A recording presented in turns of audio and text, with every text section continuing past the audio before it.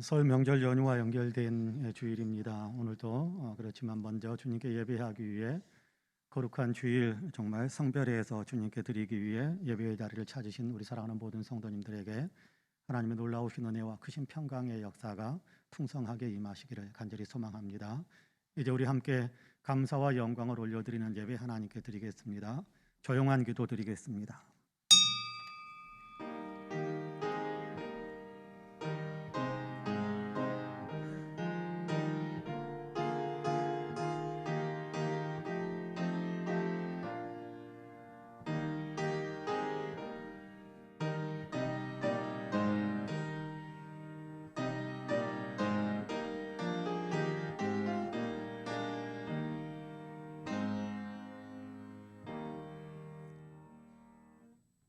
너희가 그리스도와 함께 다시 살리심을 받았으면 위의 것을 찾으라.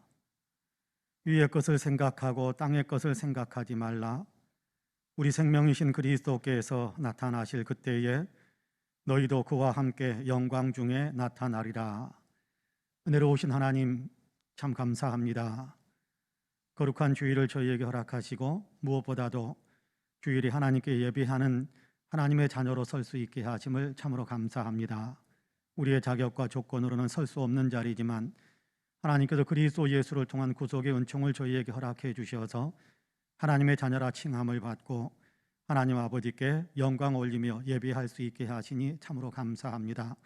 이 시간 우리가 드리는 예배를 향기롭게 흠양해 주시고 예배 가운데 친히 임재하셔서 예배하는 사랑하는 모든 성도들을 주의 은혜의 장중에 강하게 붙잡아 주옵소서. 감사드리며 예수님의 이름으로 기도하옵나이다. 아멘. 함께 일어나셔서 찬송가 14장으로 우리 주님을 찬양하시겠습니다.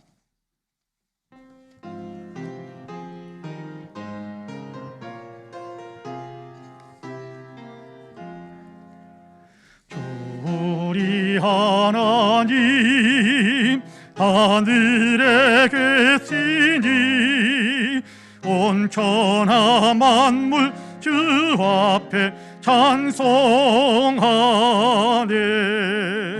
이 천지 만물도 주 앞에 엎드려 그 거룩하신 이름을 늘 높이네.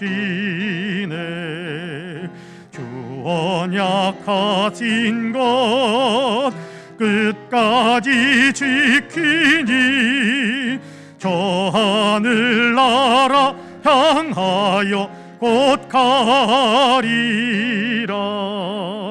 주 얼굴 배울 때 내 마음이 기쁘고 영원히 주의 영광을 찬양하리.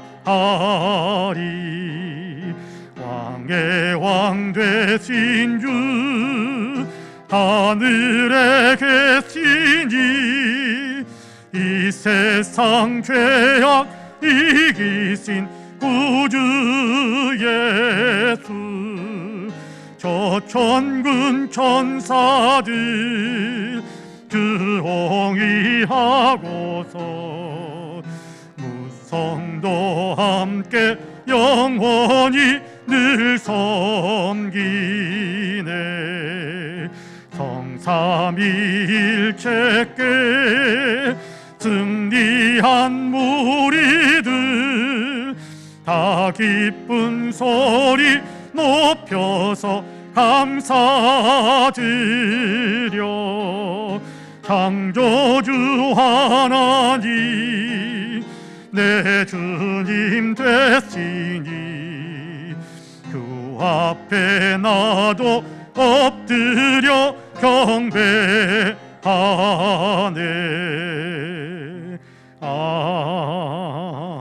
아멘. 성시교독은 교독문 13번입니다. 교독문 13번입니다. 여호와는 나의 목자시니 그가 나를 푸른 풀밭에 누이시며 내 영혼을 소생시키시고 내가 사망의 음침한 골짜기로 다닐지라도 해를 두려워하지 않을 것은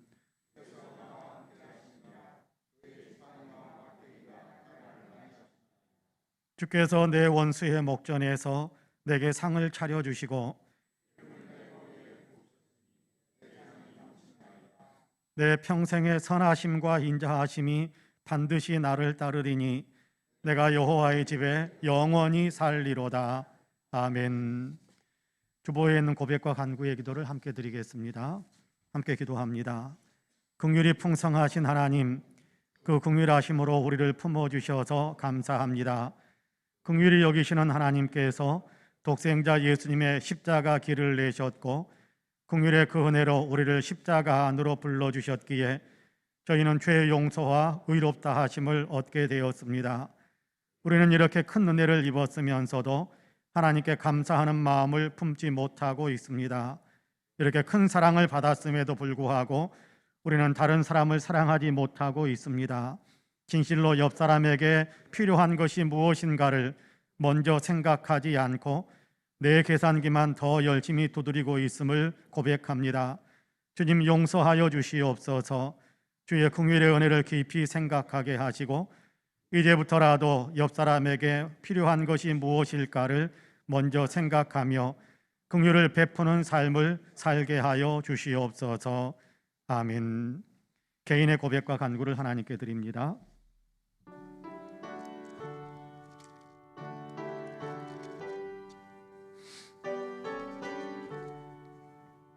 주님, 긍휼의 은총으로 품으소서.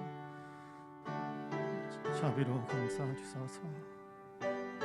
허탄하고 무익하며 주하고 도우는 곳에서 생각을 끊게 하시고 주님이 기뻐하시는 것으로 나의 생각과 나의 영혼이 더 맑아질 수 있도록 도와주옵소서. 주를 찬양합니다. 주님의 자비와 긍휼을 원하는 있는 모습이대로 주께서 베푸시는 큰 사랑을 하나님 더욱 감동하며 감격하며 주를 위해 살아가는 거룩한 마음이 되게 하옵소서. 그가 우리를 흑암의 권세에서 건져내사 그의 사랑의 아들의 나라로 옮기셨으니 그 아들 안에서 우리가 속량 곧 죄 사함을 얻었도다 라는 말씀에 의지하여 하나님께서 저와 여러분 우리 모두를 그분의 외아들 우리 구주 예수 그리스도 안에서 모든 죄를 다 용서하셨음을 주님의 이름으로 선포합니다. 아멘. 신앙 고백하시겠습니다. 전능하사 천지를 만드신 하나님 아버지를 내가 믿사오며 그 외아들 우리 주 예수 그리스도를 믿사오니 이는 성령으로 잉태하사 동정녀 마리아에게 나시고 본디오 빌라도에게 고난을 받으사 십자가에 못 박혀 죽으시고 장사한 지 사흘 만에 죽은 자 가운데에서 다시 살아나시며 하늘에 오르사 전능하신 하나님 우편에 앉아 계시다가 저리로서 산 자와 죽은 자를 심판하러 오시리라.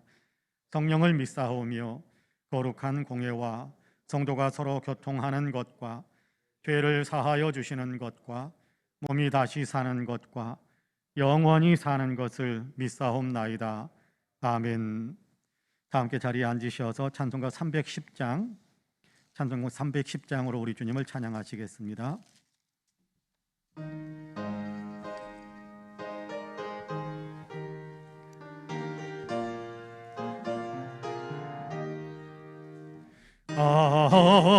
하나님의 은혜로 있을 데 없는 자 왜 구속하여 주는지 난 알 수 없도다.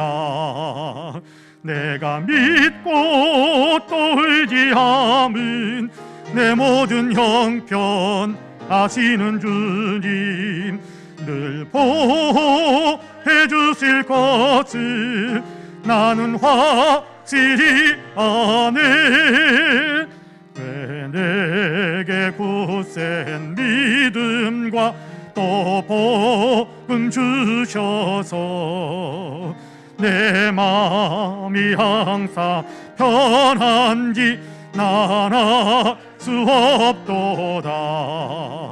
내가 믿고 또 의지함은 내 모든 형편 아시는 주님 늘 보호해 주실 것을 나는 확실히 아네. 왜 내게 성령 주셔서 내 마음 감동해 주 예수 믿게 하는지 난 알 수 없도다. 내가 믿고 또 의지함은 내 모든 형편 아시는 주님 늘 보호해 주실 것을 나는 확실히 아네. 주 언제 강림하실지 혹함의 홍낮에 또 주님 만나 그것도 난 알 수 없도다. 내가 믿고 또 의지함은 내 모든 형편 아시는 주님 늘 보호해 주실 것을 나는 확실히 아네. 예배를 위해서 여승현 장로님께서 기도하시겠습니다.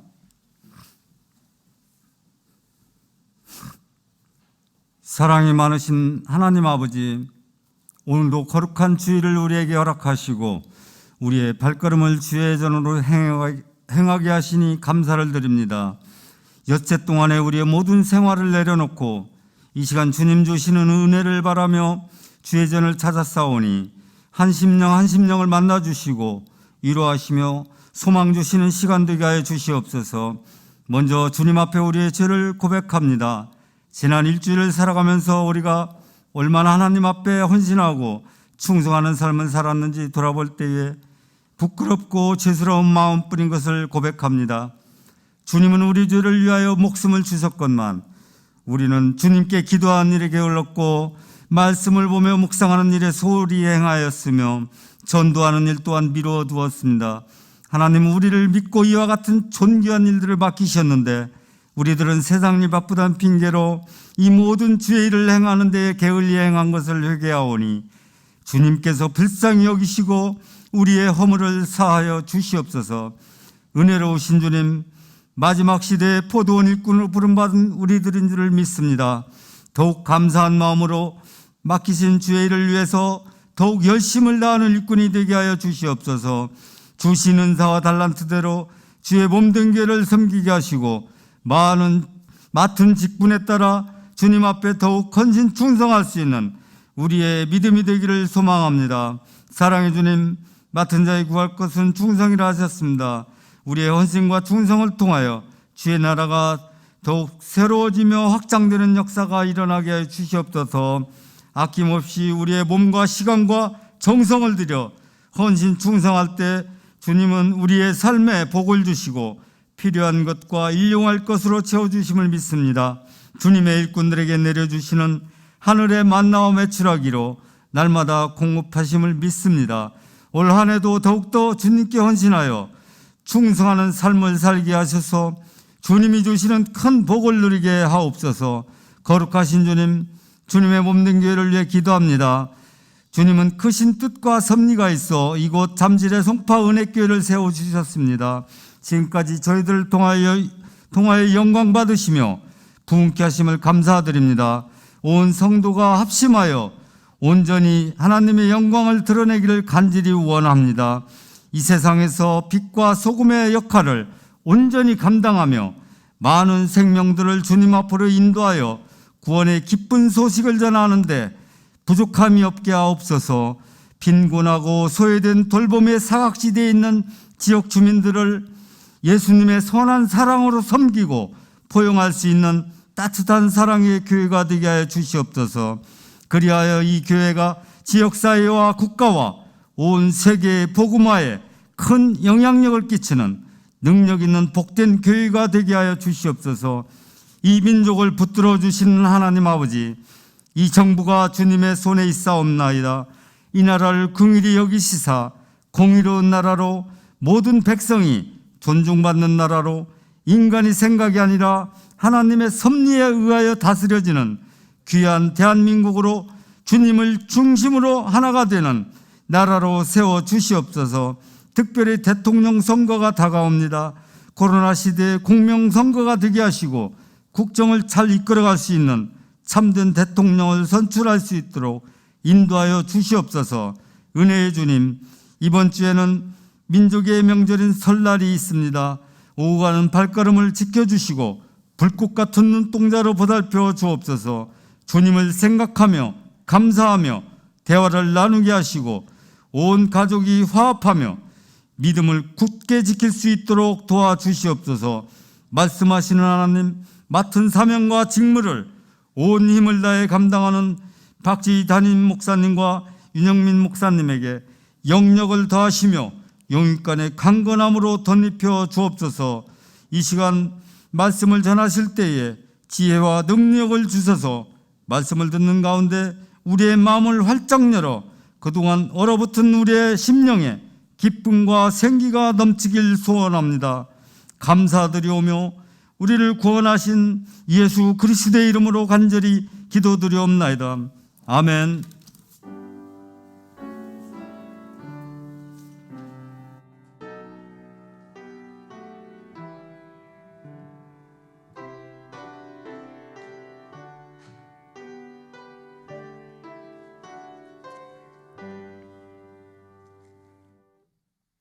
함께 일어나셔서 예물을 봉헌하시겠습니다.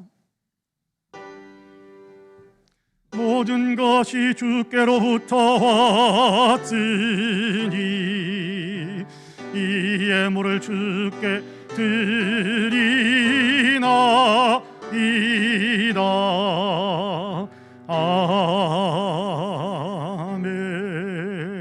아멘.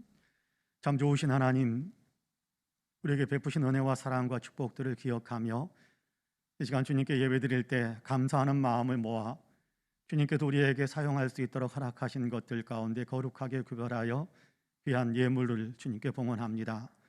여기 11조와 감사의 예물, 일천번제와 주일 예물, 선교헌금, 장학헌금, 구제헌금, 건축헌금, 강단의 꽃을 위하여 또 이런저런 마음의 서원과 소원을 담은 예물을 주님께 드립니다.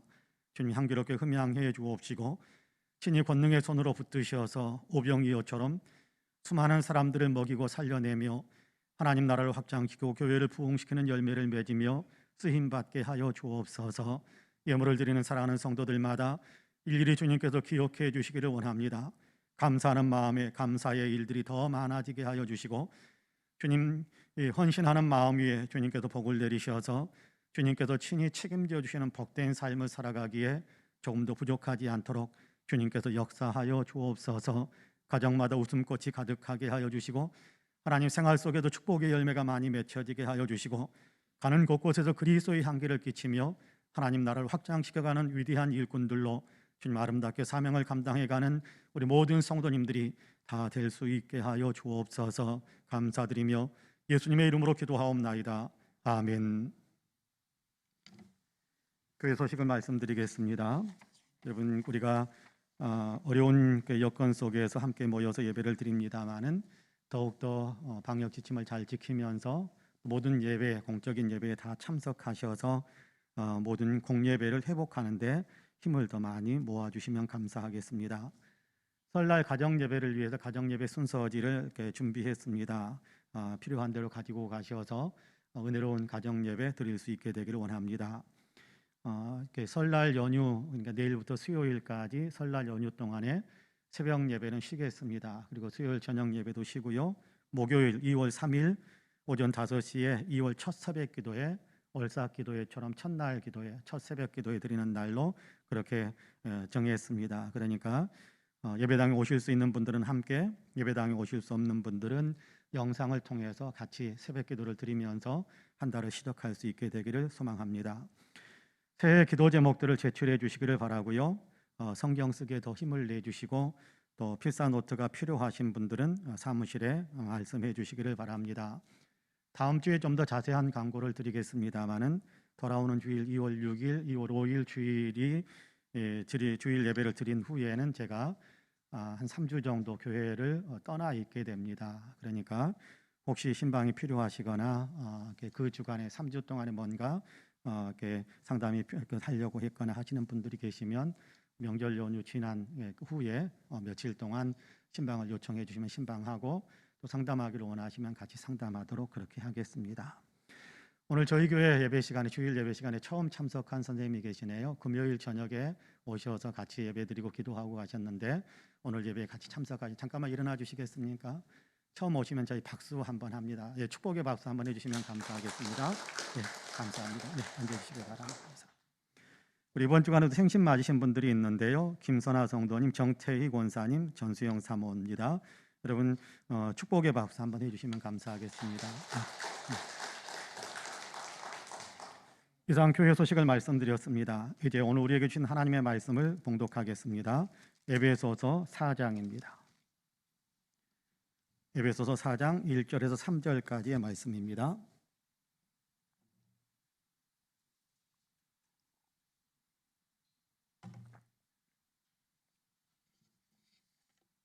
제가 봉독하겠습니다. 에베소서 4장 1절에서 3절까지의 말씀을 봉독합니다.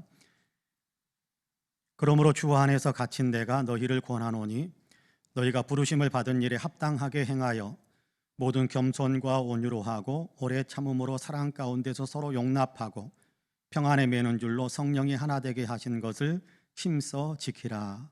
아멘. 이 말씀에 큰 은혜가 있기를 원합니다. 할렐루야.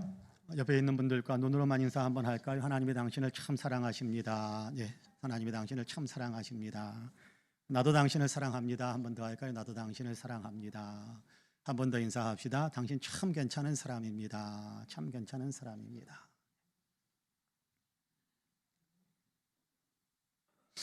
런던에서 목회를 하시는 찰스 스펄전 목사님에게 한 청년이 찾아왔습니다. 목사님, 제가 신앙생활을 좀 더 잘해 보려고 가장 완전한 교회를 찾기 위해 런던의 거의 모든 교회를 찾아다녀 보았는데 완전한 교회를 찾지 못했습니다. 혹시 목사님이 아시면 저에게 소개 좀 해 주십시오. 그러면 제가 그 교회를 이번 주일부터 출석하려고 합니다.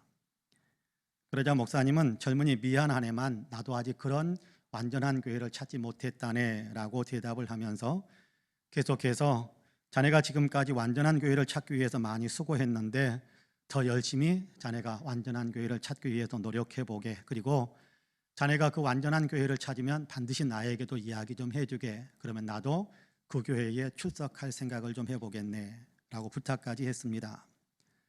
청년은 세계적으로 유명한 목사님께서 자기에게 부탁하신 것이다 라는 생각을 하면서 자부심을 가지고 지금까지보다 더 열심히 찾아보겠다라는 사명감을 품고 목사님 사무실에서 나가려고 하는데 목사님이 그를 세워서 다시 한 번 더 부탁을 합니다. 이복의 젊은이, 내가 자네에게 부탁이 또 하나 있네. 예, 목사님 무슨 부탁이든지 말씀만 하십시오. 목사님은 이렇게 말씀하셨답니다. 대단히 미안하네만 자네가 만약 그 완전한 교회를 찾거들랑 자네는 절대로 그 교회 교인이 되지 말게. 자네가 그 교회에 들어가는 그 순간부터 그 교회는 불완전해질 테니까 말일세. 그렇게 이야기를 했다고 합니다. 다른 누구 때문에 완전한 교회, 좋은 교회가 못 된다라는 그런 생각이 잘못되어 있다라는 것을 지적하는 겁니다. 사실 문제는 자기 자신에게 있었던 거지요. 좋은 교회는, 물론 모든 교회는 다 주님의 교회이기 때문에 모든 교회는 다 좋은 교회입니다만, 그럼에도 좋은 분위기의 교회는 다른 누구 때문에 만들어지거나 다른 누구 때문에 훼손당한다라는 그런 생각을 하지 말아야 된다라는 겁니다. 실상은 자기 자신으로 인해서 만들어지기도 하고 또 본인 때문에 훼손되기도 한다라는 사실을 알라라고 깨우쳐 준 겁니다. 그럼에도 현대까지도 많은 사람들은 자주 어느 교회는 누구 때문에 문제다라고 하거나 우리 교회는 누구 때문에 문제다라는 말을 하고 싶어 하는 경향을 보게 됩니다. 물론 그럴 수도 있겠습니다만 보다 더 근본적인 원인은 자기 자신에게 있음을 우리도 알아야 할 것입니다. 정말 내가 좋은 성도라면 다른 사람을 비난하기에 앞서 다른 사람의 문제를 해결해 주기 위해서 수고를 아끼지 않을 것이기 때문입니다. 내가 수고를 아끼지 않고 헌신한다면 다른 사람의 문제는 얼마든지 극복해낼 수 있게 될 테니까요. 그러니까 해결해 주지 못한 나에게 책임이 있음을 인정하는 것이 맞다는 겁니다. 교회 생활만의 문제는 아닐 것입니다. 함께 살아가는 모든 관계 속에서 이 모든 원리는 다 적용된다고 생각합니다.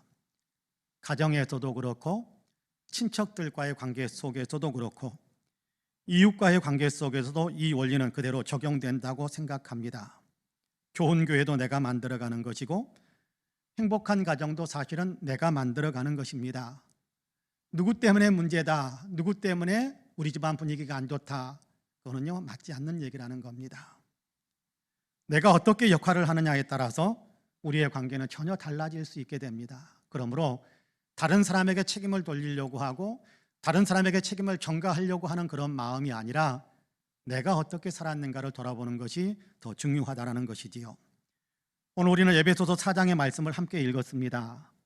더 좋은 교회가 되기 위해 성도들 간에 더 좋은 관계를 만들어가기 위해 너희는 이렇게 해야 된다라고 말씀해 주시는 그런 말씀이 기록이 되어져 있습니다. 사실 관계들은 하나님이 만들어 주시거든요. 가족도 그렇고 교회도 그렇고 가족은 모두가 하나님이 만들어 주시는 건데 하나님이 만드신 모든 관계 속에서는 이런 원칙이 작동되어야 한다, 그렇게 말씀하시는 겁니다.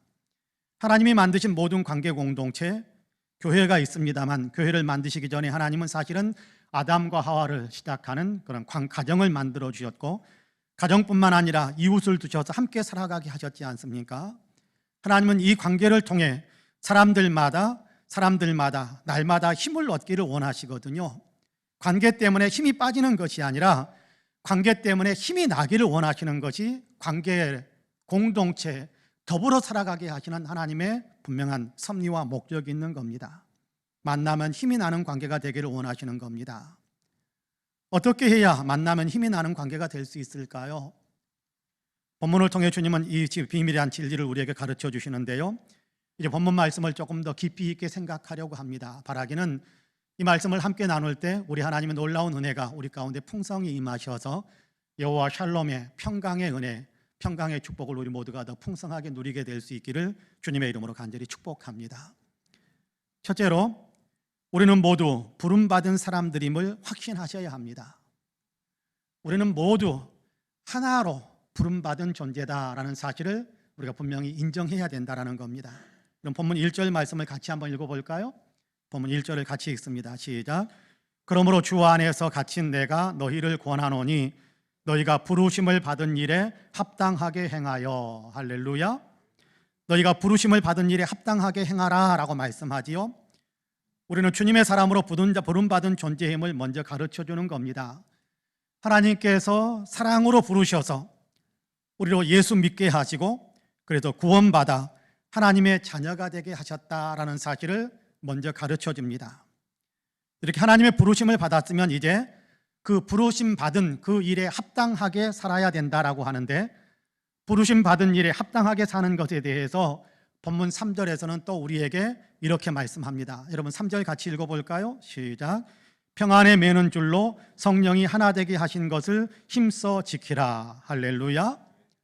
부르심이 합당하게 산다라는 것은 성령이 하나 되게 하신 것을 힘써 지키면서 살아가는 것이다, 그렇게 가르쳐주고 있습니다. 여기에서 우리는 놀라운 비밀을 보고 있습니다. 하나님이 부르셨다라는 것은 곧 예수 믿고 구원받게 하셨다라는 것이요, 동시에 성령 안에서 부르심을 받은 모든 사람들이 교회라는 공동체로 하나로 연합되게 하셨다라는 사실을 우리에게 가르쳐주는 거지요. 하나님이 이 일을 이루신 겁니다. 우리가 만들어가는 것이 아니라 하나님이 이 일을 먼저 이루셨어요. 그러면 다만 부르심을 받은 사람들은 이제 예수 믿는 믿음을 더 굳건하게 해야 할 것이고, 나아가 성령께서 하나 되도록 만드신 그것을, 그 하나됨을 계속해서 힘써 지키기 위해서 애쓰고 수고하는 삶을 살아가야 된다라고 하는 겁니다. 하나 되게 하신 것을 힘써서 지키라라는 것은 하나님께서 하나 되게 만들어 주신 그것을 깨뜨리지 말아라, 그런 얘기입니다. 사람들의 잘못으로 인해 하나님이 하나 되게 만드신 것을 깨뜨려서는 안 된다. 그러니까 하나됨을 유지하기 위해서, 하나 되게 하나를 만들기 위해서가 아니라 하나님이 하나 되게 만드셨으니까 그 만드신 것을 계속 유지하기 위해서 힘쓰고 수고하고 애쓰는, 그렇죠? 눈물도 흘릴 줄 알고 피도 흘릴 줄 알고 땀도 흘릴 줄 알고 그런 수고와 예씀을 통해서 하나됨을 계속해서 유지시켜 나가기 위해 너희가 힘써야 된다라고 이야기하는 겁니다. 여러분, 주님은요, 우리 한 사람 한 사람을 구원의 길로 이끄셨습니다. 한 사람 한 사람이 예수 믿게 하셨죠. 그런데 이렇게 한 사람 한 사람으로 이렇게 우리를 구원하셨지만 구원받은 사람이 한 사람 한 사람으로 살게 하시지는 않았습니다. 구원받은 모든 사람들이 다 공동체, 주님의 몸을 이루고 있는 교회 공동체 안에 들어와서 더불어서 함께 공동체로 연합해서 함께 살아가게 하신 것이 주님께서 우리를 향한 섭리거든요. 부름받은 사람들이 서로 연합하여 하나의 공동체를 이루며 살아가게 하신 것이 주님께서 우리를 위해서 세우신 계획인 겁니다. 여러분, 창세기 1장을 보면요, 하나님께서 천지를 창조하시면서 창조된 모든 것들, 피조물들을 보면서 좋았더라 그렇게 말씀하셨다라는 것을 기록을 하고 있는 것을 보게 됩니다. 그런데 좋았더라 그렇게요, 맥없이 그런 의미가 아니고 토브라고 히브리어로 되어 있는데 이 말은 그냥 쉽게 이야기한다면 야 좋다 하는 얘기거든요. 하나님께서 만드신 모든 것을 보시면 하나님께서는 야 좋다 마치 어린아이가 박수를 치면서 즐거워하는 것처럼 하나님은 그렇게 하나님이 만드신 모든 것들을 좋다라면서 즐거워하셨습니다. 이렇게 하나님께서, 여러분 사실은 그렇죠, 하나님은 선하시고 전능하신 하나님이시니까 그 모든 만드신 것이 얼마나 선하고 아름답고 완벽하겠습니까? 다 좋은 것일 수밖에 없겠죠. 그러니까 하나님께서는 좋다라는 말을 연발하셨을 텐데 하나님께서 이렇게 좋다라는 말을 연발하시다가 갑자기 한순간에 좋지 않아 그렇게 말씀하시는 장면이 나옵니다. 창세기 2장 18절을 보면 아담을 창조하신 하나님께서 아담이 혼자 있는 것을 보시면서 좋지 않아 그렇게 말씀하십니다. 아담이 홀로 있는 것을 보시고서 좋지 않다고 하세요. 무슨 얘기입니까? 사람이 홀로 외롭게 살아가는 것을 하나님은 좋아하지 않으신답니다. 그래도 그 좋지 않은 것을 좋게 하시기 위해 하와를 만드시고 함께 더불어 살아가게 만드셨습니다. 함께 더불어 살아가는 것이 하나님께서 좋게 여기신다라는 그런 얘기지요. 홀로 외롭게 살아가는 것은 하나님이 좋아하지 않지만 함께 더불어서 대인관계를 맺으면서 인간과 인간 사이에 관계를 맺으면서 협력하면서 그렇게 사랑하면서 교제하면서 살아가는 그런 협력하는 공동체, 유대관계를 맺으면서 살아가는 것을 하나님은 좋게 여기신다라는 겁니다. 홀로 외롭게 살아가는 것은 좋지 않다라는 것은요, 과학적으로도 입증이 되고 있습니다. 하버드 대학 교수들이 중심이 되어 9년 동안 7,000명의 사람들을 그들의 삶을 추적하면서 연구한 결과에 의하면 외롭게 사는 사람들의 사망률, 외롭게 사는 사람들이 사망에 이르는 그 확률이 사망하는 어떤 그 비율이 이렇게 끈끈한 대인관계를 맺으며 사는 사람들보다 무려 3배나 높다고 그럽니다. 그러니까 대인관계를 잘 맺으면서 끈끈한 대인관계 속에서 그렇게 서로 주고받는 어떤 정서적인 교감을 나누면서 살아가는 사람들은 이렇게 생존 확률이 3배나 더 높다라는 그런 의미이기도 하겠죠. 그러면서 그런 부연적인 설명을 덧붙여 줍니다. 흡연이나 잘못된 식습관, 이거는 사람의 수명을 갉아먹는 일들 아닙니까? 비만, 알코올 중독 등 건강에 나쁜 습관을 가졌지만 다른 사람들과의 유대관계를 맺으며 사는 사람들이 좋은 식습관을 가졌지만 외로움에 떨며 홀로 사는 사람들보다 훨씬 더 오래 살더라는 겁니다. 혼자서 몸에 좋은 브로콜리를 열심히 먹는 것보다 좋은 친구와 함께 몸에 안 좋다고 알려져 있는 감자튀김을 먹는 것이 차라리 더 사람들을 강건하게 만들더라라는 것입니다. 또 다른 연구도 있는데요, 실험에 지원한 276명에게 일반 감기 바이러스를 감염시켰는데 다른 사람들과 강한 감정적 교류를 나누는 사람의 바이러스와 싸우는 능력이 혼자 고립되어 외롭게 살아가는 사람보다 4배나 더 뛰어났다고 합니다. 다른 사람과 좋은 관계를 맺으며 사는 사람이 외롭게 사는 사람보다 바이러스를 훨씬 더 잘 극복해내더라라는 것입니다. 하버드 대학교 로버트 푸트남 박사는 아무 곳에도 소속된 곳이 없다가 어딘가에 소속되기로 결심하는 순간 그 다음 해, 그러니까 이듬해에 죽을 위험이 절반으로 줄어든다, 그렇게 이야기하기까지 합니다. 외롭게 홀로 살아가는 것은 결코 좋지 않은 것이다 라고 이야기하지요. 외롭게 홀로 살아가는 것은 건강에도 적신호다라는 것을 이야기하는 겁니다. 그래서 하나님은 이 외로움으로 오는 문제를 해결해 주시기 위해 사람들을 공동체로 살아가게 하신 겁니다. 함께 더불어 살아가게 하신 겁니다. 가족을 중심으로 한 혈연 공동체에 소속되도록 우리를 지으셨습니다. 영적인 공동체, 교회를 만들어 주시기까지 하셨습니다. 하나로 연합시켜 주신 것이지요. 연합하여 아름답게 교제하며 건강하고 기쁘게 살아가도록 은혜를 베풀어 주신 것입니다. 하나님께서 만드신 이 관계가 아름답게 유지되면 서로 만날 때마다 우리는 기쁨을 얻고 힘을 얻게 될 것입니다. 그렇습니다. 주님은 우리의 행복을 위해 우리의 신바람 나는 삶을 살도록 하기 위해 서로 사랑하면서 기쁨을 누리며 힘을 얻게 하시려고 우리를 공동체로, 특별히 가족 공동체, 교회 공동체로 부르셨습니다. 공동체는요, 하나님께서 힘들게 만들려고 우리에게 만들어준 것이 아닙니다. 힘을 얻게 하려고, 날마다 힘이 나게 하려고, 관계를 맺는 공동체의 삶, 그것을 통해서 우리가 신바람난 행복을 누리도록 하게 하기 위해 연합된 관계를 맺는 그런 공동체로 살아가게 하신 겁니다. 바라기는 저와 여러분 우리 모두는 하나님이 하나 되게 하신 가족 공동체, 그리고 성도들의 공동체인 교회 안에서 좋은 관계를 유지하기 위해서 애쓰심으로 서로 만날 때마다 기쁨과 힘을 얻게 되는 축복의 역사가 있기를 주님의 이름으로 간절히 축복합니다. 아멘. 둘째로, 서로를 겸손과 온유로 깍듯이 대해야 한다라고 가르쳐 줍니다. 주님은 기쁘고 신명나게 살아가라고 우리를 관계 속으로 부르셨거든요. 교회로 부르시고 가족 공동체, 혈연 공동체로 부르셨습니다. 만약 이 관계가 깨지게 되면 힘이 나는 것이 아니라 도리어 힘들고 고통스럽게 되고 말지요. 그래서 주님은 이 관계를 깨뜨리지 않기 위해서 하나님이 만드신 좋은 관계들, 그래서 힘을 얻게 되는 그 관계들이 도리어 역기능으로 발휘해서 힘들게 만드는, 힘들게 되는, 고난을 겪게 되는 그런 것이 되지 않도록 하게 하기 위해서 이 관계를 잘 지켜서 하나님이 주시는 그들의 공동체를 통해서 공급하시는 힘과 기쁨을 얻게 하시려고 관계를 잘 지킬 수 있는 구체적인 비밀까지 우리에게 가르쳐주고 있는데요. 어떻게 하라고 말씀하느냐 하면, 먼저 각각 겸손하고 온유해야 한다라고 말씀합니다.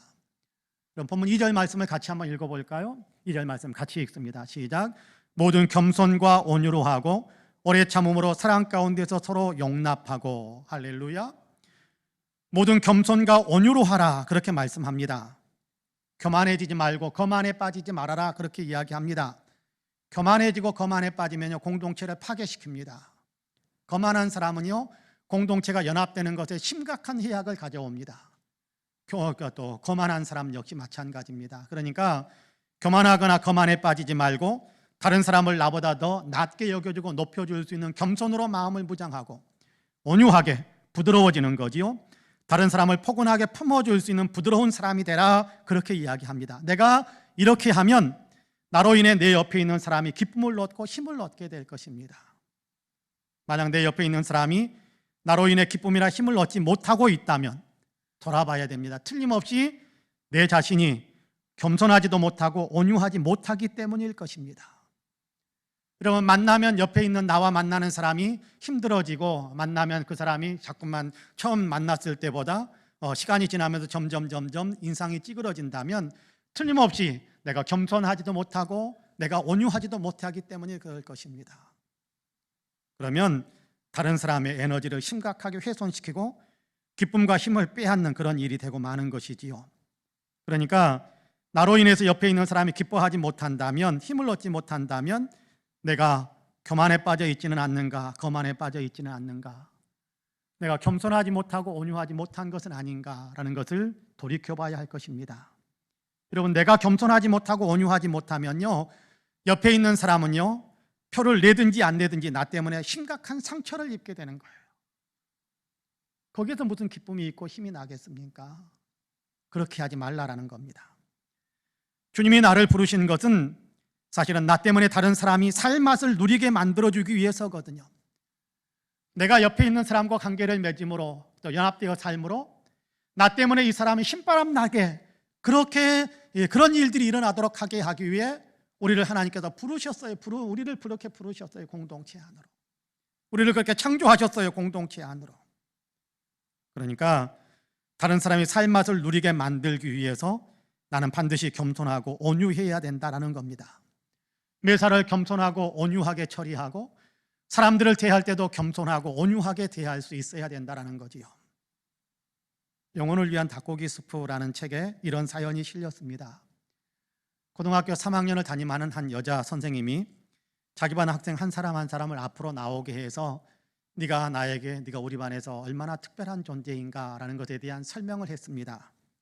그리고 황금색으로 당신은 내게 특별한 사람입니다라는 글을 적은 파란색 리본 하나씩을 가슴에 달아주었습니다. 그리고 모든 학생들에게 리본을 3개씩을 더 나누어 주면서 너희도 가서 다른 사람들에게 이렇게 달아주라라고 부탁을 했습니다.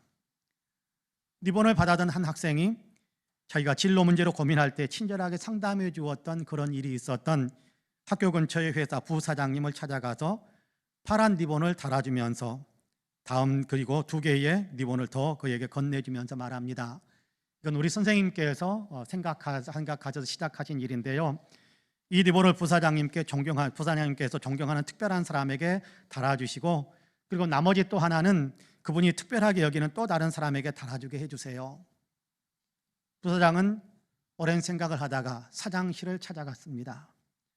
사실 사장은 직원들에게 지독한 인물로 여겨지는 사람이었지만, 그럼에도 부사장은 사장이 가진 천재성과 창조성, 이것으로 인해서 우리 회사가 더 든든히 서간다는 사실을 인정하고 사장님의 이런 부분에 대해서 존경을 표한다며 감사를 드린다면서 파란 리본을 달아드리겠다고 했습니다. 사장은 당황하면서도 기쁘게 말하면서 그래요, 정말 고맙습니다. 리본을 달아준 부사장은 나머지 1개의 리본을 사장에게 넘겨주며 이 여분의 리본을 사장님께서 소중히 여기는 특별한 사람에게 달아주십시오라고 부탁을 합니다. 집으로 돌아온 사장은 17살 난 아들을 앉혀놓고 말합니다. 야, 오늘 나에게 정말 생각하지 못했던, 믿을 수 없는 일이 일어났단다. 부사장이 들어오더니 내가 대단히 창조적이고 천재적이라면서 당신은 내게 특별한 사람입니다 라는 글씨가 적힌 이 리본을 내 가슴에 달아주지 않겠니? 여기 봐라, 이 리본을 봐라. 나는 정말 기뻤는데 리본을 달아준 다음에 부사장이 나에게 리본을 하나 더 넘겨주면서 내가 특별히 소중하게 여기는 사람에게 달아주라는 거야. 잠시 생각했는데 나는 금방 너를 생각했단다. 난 너에게 당신은 내게 특별한 사람입니다 라는 이 리본을 달아주고 싶어. 그러면서 아들의 가슴에 파란색 리본을 달아주었습니다. 그리고 말을 이어갑니다. 난 사업을 하느라 하루 종일 눈코 뜰 새 없이 바쁘다. 그래서 집에 오면 너한테 별로 신경을 쓸 수가 없었어. 이따금 너에게 말을 붙이는 경우도 있었는데 그때마다 나는 성적이 왜 이 모양이냐? 왜 성적이 떨어졌냐? 왜 이렇게 방을 어질러 놓고 있느냐? 넌 왜 이렇게 하는 게 그러냐? 라면서 야단치는 말 외에 다른 말을 한 기억이 없구나. 하지만 오늘 난 너에게 이 말을 꼭 해주고 싶다. 넌 내게 누구보다도 특별한 사람이야. 넌 훌륭한 아들이고 나는 너를 사랑한단다. 놀란 표정의 아들의 눈에서 소리 없는 눈물이 쏟아져 내리기 시작했습니다. 주먹으로 눈물을 닦던 아들은 이내 흐느끼는 소리를 내기 시작하고 어깨를 들썩이면서 한참을 울더니 고개를 들려 아버지를 바라보며 이렇게 말했습니다. 사실 아빠, 저는 내일 아침에 자살하려고 했어요. 아빠가 나를 사랑하지 않는다고 생각했거든요. 하지만 이젠 그럴 필요가 없어졌어요. 그러면서 아빠의 품에 깊이 안겼습니다. 아들도 기뻤지만 아빠의 마음은 비교할 수 없는 기쁨과 감회가 있었을 겁니다. 아빠의 온유한 표현이 아들을 살렸습니다. 아버지와 아들이었지만 그러나 사실은 관계가 깨어져 있었던 거지요. 사실 이런 깨어진 관계는 우리 가운데도 많이 있을 거다라는 생각을 해봅니다. 이 깨어진 관계 위에 지금 죽음의 그림자가 밀려들었던 겁니다. 하지만 아빠가 아들을 온유하게 대하면서 관계가 회복되고 생명이 회복되고 기쁨이 회복된 겁니다. 아빠가 아들을 사랑하지 않은 것은 아니었겠지요. 그러나 한 번도 그렇게 표현하지 않았습니다. 과묵하고 엄숙하고 무섭고 위압적이고 그런 모습만 보여주었기 때문에, 온유한 태도를 보여주지 못했기 때문에 아들은 아빠가 나를 사랑하지 않는구나 라는 생각을 하게 되고, 그로 인해서 아들은 상처투성이가 되었었던 겁니다. 어쩌면 우리도 사실 마음은 그렇지 않지만 온유한 표현을 하지 못함으로 인해서 나 때문에 내 자녀나 배우자가 상처투성이가 되어 있을 수도 있을 것입니다. 형제나 옆 성도가 이런 아픔과 시리에 빠져 있을 수도 있을 것입니다. 그 아픔과 고민에서 빠져나올 수 있도록, 그 아픔과 고민을 치유해 줄 수 있는 그런 길이 있는데, 그 유일한 길은 내가 겸손과 온유의 사람이 되는 것입니다. 지금 당장 겸손과 온유로 행하는 것입니다. 그러면 내 자녀가 살게 됩니다. 배우자가 살게 되고 형제와 성도가 이 아들처럼 기쁨과 생명의 힘을 얻게 될 것입니다. 관계를 회복하여 신바람 나게 만드는 그런 관계로 나아갈 수 있기 위해서 주님은 우리가 겸손하고 온유해야 된다라고 말씀합니다.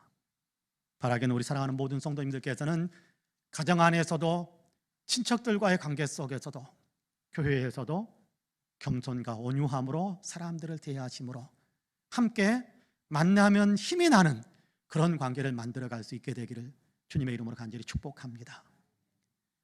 마지막으로 오래 참음으로 사랑 가운데서 서로 용납해야 된다, 그렇게 말씀하세요. 하나님께서는 우리를 하나로 연합하여 살도록 창조하셨습니다. 그래서 우리를 가정에서 태어나게 하셨어요. 가정에서. 그래, 가정의 돌봄을, 가족들의 돌봄 속에서 그래 성장하게 하셨지요. 가족 공동체 안에서 살게 하신 겁니다.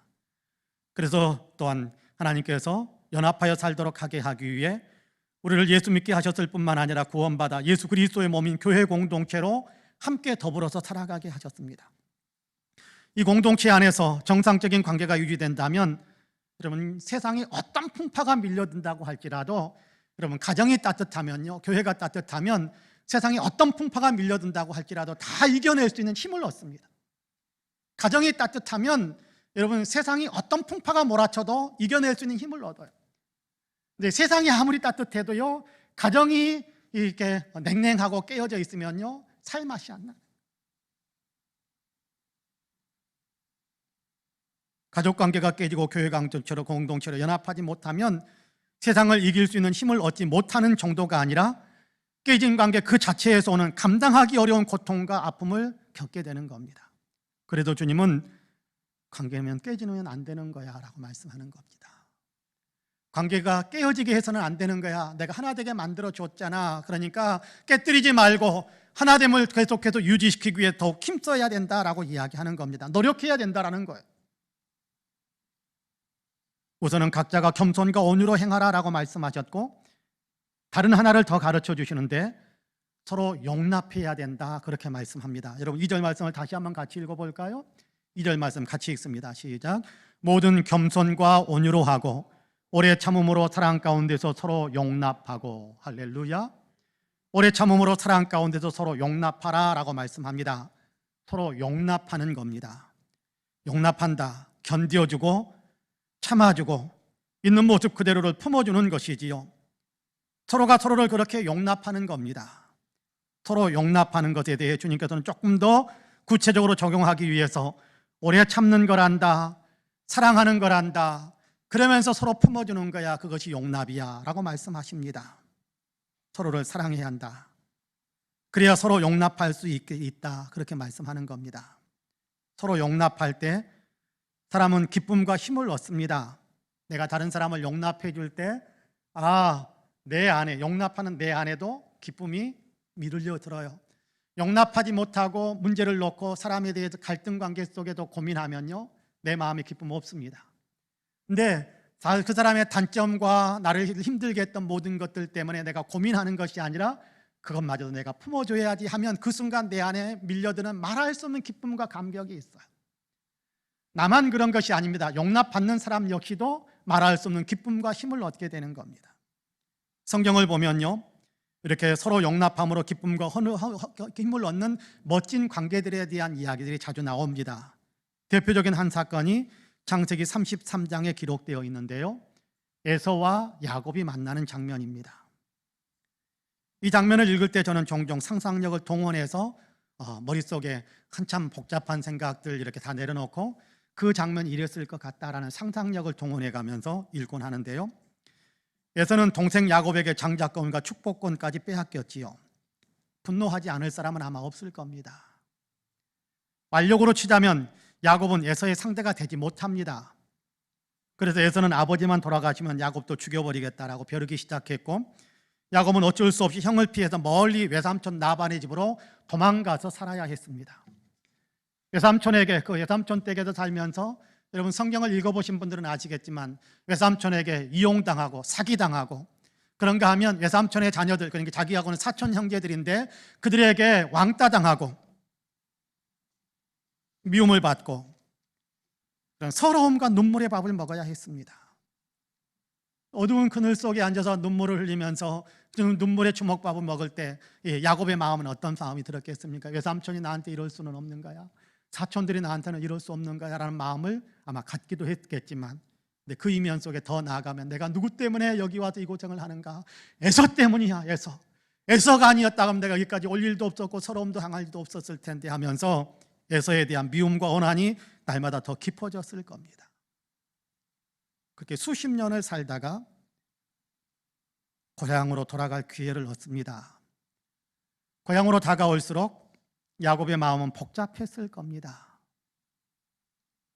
에서는 에서대로 이름도 떠올리기 싫은 동생이 돌아온다라는 소식을 듣고 다 지금 복수의 불길이 활활 타오르기 시작했을 것 같아요. 이제 이 둘이 만나게 되면 틀림없이 엄청난 전쟁이 벌어질 것 같습니다. 그런데 놀랍게도 두 사람이 만났을 때 전쟁이 일어난 것이 아니었습니다. 전쟁이 일어나지 않은 정도가 아니라 마치 남북 이산 가족이 서로 만나는 것 같은 뜨거운 포옹의 만남이 이루어졌습니다. 서로를 얼싸안고 눈물을 흘리면서 서로의 얼굴을 손으로 만져주고 볼을 갖다가 대고 비비면서 그렇게 기뻐합니다. 형님을 보니까 하나님 보는 것 같아요. 동생아, 돌아와서 너무 기쁘다. 너는 이곳에 너무 오랫동안 떨어져 있었기 때문에 이 환경을 잘 모를 테니까 네가 적응하도록 내가 모든 것을 다 뒷바라지 해주고 편의를 제공해 줄게. 그러면서 형제간의 해후의 기쁨과 감격을 맛봅니다. 어떻게 이럴 수 있게 된 것일까요? 에서는 에서대로 야곱을 향해 내 장자권과 축복권을 빼앗아간 나쁜 놈이라며 만나면 죽인다고 벼르고 있었지 않습니까? 야곱은 야곱대로 에서 때문에 내가 도망자 신세가 되어 온갖 서러움을 겪어야 했다라며 눈물을 주면 눈물의 주먹밥을 먹으면서 반드시 원한을 갚겠다고 벼르었던 그런 어떤 일들이 있었지 않습니까? 그런데 이렇게 기쁨의 눈물과 감격의 해우를 하고 있는 것 아닙니까? 어떻게 이렇게 달라질 수가 있는 것일까요? 결론적으로 이야기한다면 서로가 서로를 용납했기 때문입니다. 에서는 야곱을 이해하면서 용납했을 것입니다. 여러분, 동생은요 형의 자리를 뺏고 싶습니다. 그렇잖아요? 장자가 부모님의 사랑을 좀 이렇게 신뢰를 더 얻으면 밑에 있는 동생은 식임이 생겨가지고 내가 형이었으면 좋았을 텐데. 여러분, 그렇지 않습니까? 저도 저희 형이 이렇게 엄마의 사랑을 더 많이 받을 때면 저도 욕심이 많아가지고 내가 형이었으면 좋았을 텐데, 그런 생각을 했던 적이 많이 있습니다. 아마 에서는 야곱이 그런 마음을 품었을지도 모르겠다라고 이해하며 용납해 줄 수 있게 된 거지요. 야곱은 에서를 사랑하며 용납했습니다. 형의 장자권과 축복권을 내가 빼앗았기 때문에, 사기쳐서 속여서 빼앗았기 때문에 형이 화가 날 만도 했겠다. 형에게 내가 미안하구나. 형은 좋은 사람일 수도 있어. 아마 그런 마음으로 형 에서에 대한 용납하는 마음을 품을 수 있게 됐을 겁니다. 이렇게 서로를 용납하니까 감격의 상봉이 이루어질 수 있었던 겁니다. 서로가 서로를 용납함으로 에서와 야곱은 기쁨과 힘을 같이 얻었지 않습니까? 이 장면을 읽을 때면 저도 기쁨과 힘을 얻게 됩니다. 당시 현장에서 이 해오하는 모습, 상봉하는 모습을 지켜보았던 에서의 식솔들, 야곱의 식솔들 모두가 다 아마 같이 덩달아서 기뻐하고 그렇게 행복한 마음을 느꼈을 거라고 생각합니다. 그런 거거든요. 서로 용납하는 곳, 용납함이 이루어지는 곳에는 기쁨의 샘이 터지는 겁니다. 하늘을 나를 것 같은 새 힘을 얻는 겁니다. 우리가 서로를 용납하면 우리도 이렇게 기쁨과 감격의 그런 힘을 누릴 수 있게 되는 겁니다. 우리 모두가 그렇게 되기를 축복합니다. 어떻게 이렇게 서로를 용납할 수 있게 된 것일까요? 에서와 야곱은 서로를 향해 마치 고슴도치처럼 가시를 그렇게 세우고 있었지 않습니까? 근데 어떻게 이렇게 서로를 용납하는 마음으로 변화될 수 있었을까요? 하나님의 은혜가 있었기 때문입니다. 야곱은 약복강변에서 밤을 새워 기도하면서 하나님의 은혜를 받았고, 에서는 에서대로 전쟁하기 위해서 자기의 어떤 400명의 식솔들을 데리고 달려오다가 아마 하나님의 은혜를 받았던 것 같아요. 그로 인해 서로를 향해서 그 돋쳐 있었던 마음의 가시들을 다 누그러뜨릴 수 있었던 겁니다. 여러분, 고슴도치 아시죠? 고슴도치는요, 서로를 향해서도 가시를 이렇게 고추 세우고 있어서 함께 이렇게 몸을 부딪히면서 살 수가 없다고 그래요. 공격성이 강하니까 누가 가까이 오기만 하면 탈을 빳빳하게 세우면 고슴도치끼리 서로 찔리면 어쩌면 잘못하면 죽는 경우도 있으니까, 꼭 상처가 골마도 죽을 수도 있으니까 고슴도치는 서로를 향해 가시를 고추 세우고 있어서 함께 더불어 살지 못하고 따로따로 외롭게 살아가는 어떤 그런 이렇게 동물이라고 그럽니다. 그런데도 이 고슴도치가 사람에게 붙잡혀서 그렇게 애완동물처럼 돌봄을 받기 시작하면 신기하게도 서로를 향해 세운 가시를 누그러뜨리고 함께 몇 마리를 같이 놔도 함께 더불어서 그렇게 살아가게 된다고 해요. 여기에 대단한 진리가 있다고 생각합니다. 서로에게 가시를 세운 사람이라고 할지라도 주님께 붙잡혀 은혜를 받으면 그 가시를 누그러뜨리고 서로를 사랑으로 용납하는 사람으로 변화되게 된다는 겁니다. 에서와 야곱이 그랬지 않습니까? 그렇습니다. 은혜를 받으면, 주님이 십자가에서 베푸신 은혜를 알면 우리도 우리가 세우고 있는 모든 가시를 다 누그러뜨리면서 서로를 용납할 수 있게 된다는 겁니다. 여러분, 그런데요, 우리는 이미 십자가의 은혜를 받은 사람이 아닙니까? 우리는 은혜를 받아야 될 사람이 아니라 사실 우리는 십자가의 은혜를 이미 받은 사람들이지 않습니까?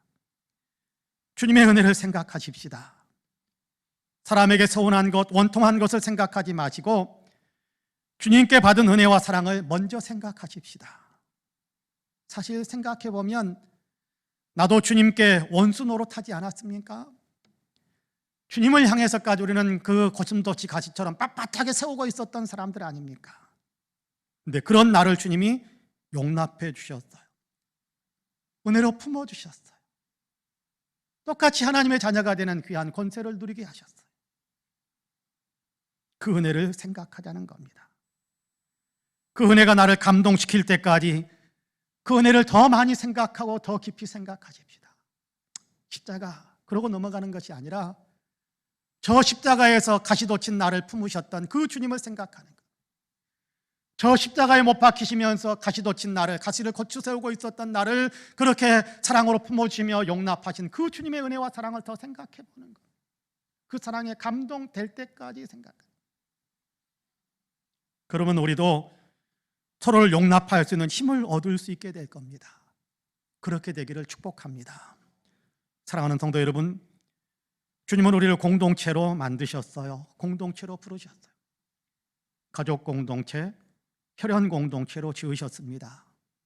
교회가 아니라도요, 가족도 공동체예요. 친척들과의 관계도 공동체입니다. 이것은 부인할 수 없는 일입니다. 나는 그 가족에 속해 있지 않을 거야 라고 뛰쳐나간다고 해도 그 가족이 아닐 수가 없어요. 도망가도 멀리 떨어져도 그 가족이 공동체의 일원이에요. 거부할 수 없는 현실입니다. 가족을 중심으로 한 혈연 공동체 한 사람으로 살아가는 것이 맞습니다. 또한 하나님께서는 우리를 십자가 안에서 교회 공동체로 부르셨습니다. 부정할 수 없는 진리입니다. 나는 교회에 속해 있지 않아, 그러지 않을 거야 라고 그렇게 부정한다고 해서 내가 교회에 속해 있지 않는 것이 아니지요. 주님을 믿는 믿음의 공동체에 속해 있는 사람입니다. 주님은 우리를 공동체로 하나로 부르셨습니다. 가족과 친척들의 공동체로, 교회 공동체로 그렇게 하나로 부르셨습니다. 이 하나됨 안에는요, 주님이 준비해 놓은, 하나 되어서 살면 그 안에서 주님이 준비해 놓으신 놀라운 기쁨과 놀라운 힘이 우리 안에 밀려들 수 있게 돼요. 하나님은 공동체 안에 관계를 맺으면서 살아가는 그곳에 말할 수 없는 기쁨과 힘을 담아두셨습니다. 공동체를 잘 이루어가면, 공동체 안에서 관계를 잘 맺어가면 우리는 날마다 기쁨과 새 힘을 누릴 수 있게 될 겁니다. 그러나 공동체 안에서 관계가 깨어지면 고통과 아픔만 가득해질 겁니다. 우리는 공동체로 살아야 될 사람들이에요. 귀향의 공동체로 살아가야 되는 공동체로 부름을 받았다면 이제 그 공동체 안에서, 관계 속에서 기쁨의 샘물을 마시고 신바람 나는 힘을 누려야 하지 않겠습니까? 주님은 그렇게 하기를 원하시고 있습니다. 그래서 하나됨을 잘 지켜라, 하나됨을 잘 지켜라 라고 이야기하지 않습니까? 먼저는 우리는 어쩔 수 없이 하나예요. 아무리 미워도 하나고, 아무리 나이가 싫어도 하나고, 아무리 나에게 해를 끼쳐도 그래도 우리는 하나예요. 연합된 존재. 가족은 가족이잖아요. 친척은 친척이잖아요. 아무리 나를 미워하고 아무리 나에게 손해를 많이 끼쳐도, 여러분, 내가 아무리 감정적으로 못 받아들일 것 같아도 그래도 하나님께서 혈연 공동체라는 것으로 우리를 묶어 놓으셨어요. 떠날 수가 없어요. 그 사실을 인정해야 돼요. 교회도 마찬가지입니다. 그리스도의 십자가로 우리를 연합시켰으니까 우리는 하나예요. 벗어날 수가 없어요. 떠날 수가 없어요. 우리는 하나로 살아가요. 우리가 하나됨으로, 연합으로, 더불어서 살아가는 존재로 그렇게 우리를 불러주셨다는 사실을 우리는 인정해야 됩니다. 따로 놀려고 하면 안 돼요. 그리고 그 모든 관계 속에서 겸손과 온유함으로 사람을 대하고, 나아가 서로가 서로를 오래 참아주고 사랑함으로 서로를 용납해 주는 겁니다. 교회에서도 그렇고 가족과 친지들과의 혈연 공동체 관계 속에서도 그렇게 하는 겁니다. 별이 이제 설날인데요, 미운 사람 만나야 될 겁니다. 작년 설날 많이 싸웠잖아요. 재작년 설날에도 아마 싸웠을지 몰라요. 만나면 싸웠을지 모릅니다. 왜 싸웠습니까? 상대방에게 원인이 있지요. 그렇게 말하고 싶을 겁니다. 그러나 받아주지 못한 나에게 원인이 있을 수 있습니다. 받아주지 못했던 나 때문일 수도 있습니다. 여러분, 이제는 누가 원인이다, 누가 잘못했다, 누가 잘했다라는 것을 따지는 것이 아니라 내가 더 나를 낮추고 겸손하고 온유하게, 내가 더 상대방을 품어주기 위해서 참아주고 사랑해주고 용납해주는 그런 마음으로 우리가 무장하는 겁니다. 그러면 이번 설날의 만남은 힘이 나는 만남이 이루어질 수 있다고 저는 믿습니다. 바라기는 주님의 이 말씀을 실천하셔서 만남을 통해 주시는 주님의 기쁨과 힘을 풍성하게 누리는 저와 여러분 우리 모두가 되시기를 주님의 이름으로 간절히 축복합니다. 아멘. 기도하겠습니다. 주님, 우리를 외롭지 않게 하시려고 공동체, 유대관계 속에서 살아가게 하심을 감사합니다. 세상에 나 혼자 툭 던져졌으면 우리가 여기까지 생명을 유지할 수 없었을 텐데, 가족 공동체 안에 우리를 보내주셔서 가족의 돌봄 속에서 우리가 이만큼 성장할 수 있었습니다. 그런데 우리는 이 사실을 망각할 때가 많아 누구 때문에 우리 가정이 문제다라고 생각할 때가 많습니다. 하나님, 예수 믿게 하신 다음에 우리를 뚱 떨어져서 혼자 놔두었다고 한다면 우리의 믿음이 이만큼 성장하지 못했을 텐데, 하나님께서 우리를 교회 공동체 안에 밀어 넣어 주시니까 교회 안에서 서로 부딪히면서 격려하면서 힘을 내게 하시고, 그래서 우리가 이만큼의 믿음의 성장의 역사가 이루어지게 하셨음을 감사합니다. 주님은 우리가 그렇게 함께 하나 되어 연합하여 더불어 살아감으로 힘을 얻고 기쁨을 얻고 더 성장해 가기를 원하시는 귀한 계획과 섭리로 우리의 삶을 이끌어 가시는데, 우리가 혹시 부정하려고 하고 외면하려고 하는 마음이 없지는 않는지 돌아봅니다. 주님, 이제 주님께서 우리를 연합의 관계, 공동체로 부르셨다는 사실을 기억하게 하시고, 공동체 안에서 모든 구성원들과의 만남은, 그 관계를 맺는 것은 겸손과 온유로 또 오래 참고 사랑으로 서로 용납하는 것으로 그렇게 만들어갈 때 공동체를 통해서 우리에게 공급하기 원하신 하나님의 위대한 힘을 날마다 더 신바람 나게 누리게 된다는 사실을 기억하게 하시니 감사합니다. 마음이 좀 힘들어도 주님 결심할 수 있게 하시고, 조금 힘들어도 하나님 우리가 넓은 가슴을 열 수 있게 하셔서 주님의 뜻에 따라 우리의 마음을 열 때 말할 수 없는 기쁨이 우리 안에 들어오고, 품어줄 때 모든 관계에 기쁨이 가득 채워지는 귀한 역사들 우리가 같이 누릴 수 있도록 축복해 주옵소서. 예수님의 이름으로 기도합니다. 아멘. 함께 일어나셔서 찬송가 620장으로 우리 주님을 찬양하시겠습니다.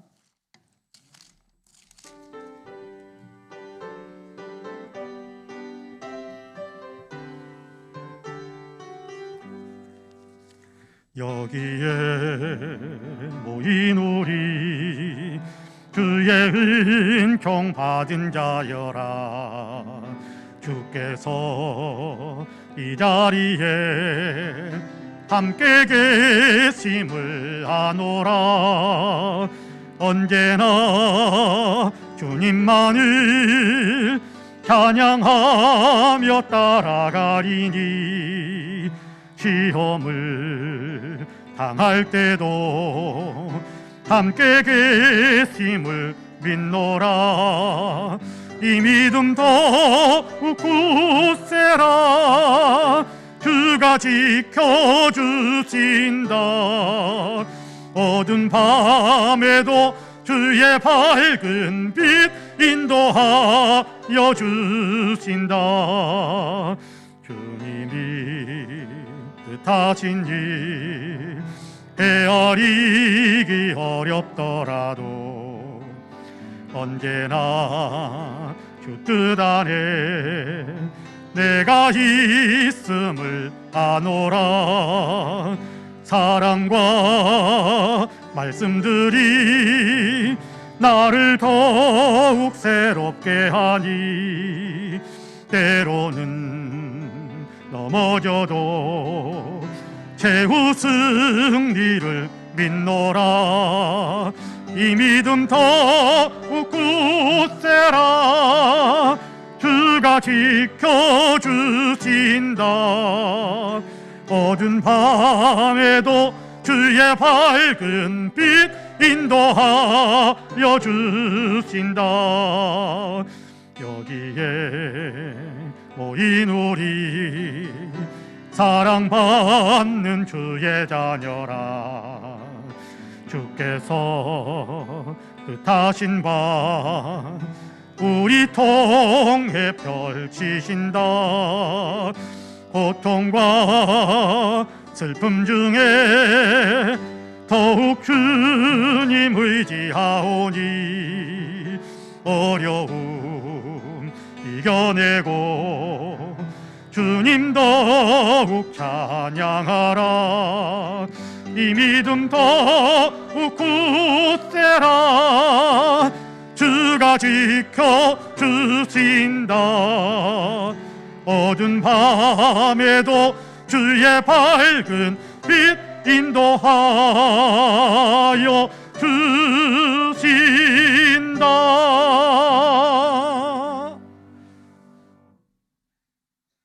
우리 구주 예수 그리스도의 은혜와 아버지 하나님의 놀라우신 사랑과 성령님의 감동 감화 충만케 역사하심이 주일을 거룩하게 구별하여 하나님께 예배하면서 성수주일하며 들려주시는 말씀에 따라 마음을 새롭게 하고 있는 우리 사랑하는 모든 성도님들과 가정과 가족들, 행하시는 일들과 간절한 기도의 소망들 위에 아름다운 신앙 공동체 우리 송파 은혜교회 위에 특별히 외국에 있고 군문에 있고 출타 중이거나 병상에 누워있는 사랑하는 형제 자매들, 우리 명예 목사님이신 서달수 목사님, 이 나라 이 민족, 아직도 코로나로 인하여 극심한 고통을 겪고 있는 지구촌에 사랑하는 모든 형제 자매들 위에 이제로부터 영원토록 함께 하시기를 간절히 축원하옵나이다. 아멘.